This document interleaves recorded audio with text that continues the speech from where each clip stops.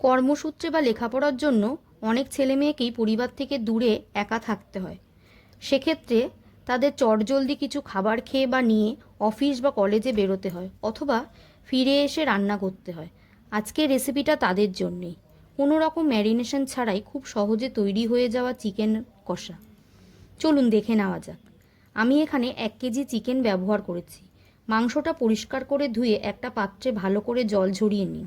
তার মধ্যে 1 চামচ নুন, 1 চামচ হলুদ, 1 চামচ লঙ্কার গুঁড়ো ও সামান্য তেল মাখিয়ে 5-10 মিনিট রেখে দিন। এবার কড়াইতে তেল গরম করে তাতে মাংসগুলো ভেজে তুলে নিন। এবার ওই তেলে একটা তেজপাতা, 2 শুকনো লঙ্কা ও গোটা গরম মশলা ফোড়ন দিয়ে তাতে 2 পেঁয়াজ কুচোনো দিয়ে লাল করে ভেজে নিন।